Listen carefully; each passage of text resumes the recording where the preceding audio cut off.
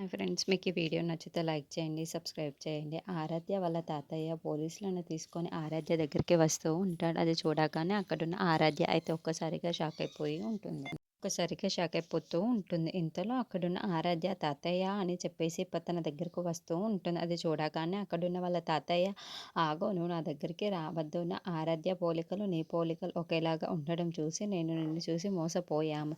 నువ్వు మా ఆరాధ్యవి కాదని తెలిసిపోయింది. నువ్వు మళ్ళీ నిన్ను అరెస్ట్ చేయవలసిన సమయం వచ్చేసింది. పోలీస్ మీరు ఈ అమ్మాయిని అరెస్ట్ చేయండి అని చెప్పేసి అంటాడు. ఆ మాటలు వినగానే అక్కడున్న వాళ్ళందరూ ఒక్కసారిగా షాక్ అయిపోతూ ఉంటారు. ఇంతలో అక్కడున్న ఆరాధ్య మాత్రం, తాతయ్య నా మాట వినండి ఒక్కసారైనా అని చెప్పేసి అంటూ ఉంటుంది. ఇంతలో అక్కడున్న వాళ్ళ తాతయ్య మాత్రం, ఇంకేమీ వినేదే లేదు. నీకే చెప్తున్నాను. మీరు అరెస్ట్ చేయండి అమ్మాయిని అని చెప్పేసి పోలీసులకు చెబుతూ ఉంటాడు.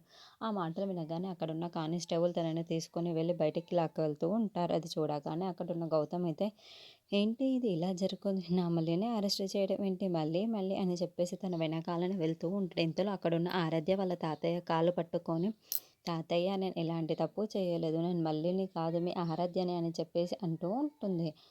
ఆ మాటలు వినగానే అక్కడున్న వాళ్ళ తాతయ్య అయితే, ఇక నిన్ను నన్ను నమ్మించింది చాలు. నువ్వు మోసగత్తెవి. నువ్వు ఇక్కడ నుండి వెళ్ళిపో అని చెప్పేసి అంటాడు. ఆ మాటలు వినగానే అక్కడున్న పోలీసులైతే, పద లోపలికి అని చెప్పేసి వాళ్ళ కారులోకి ఎక్కించుకొని వెళ్ళిపోతూ ఉంటారు.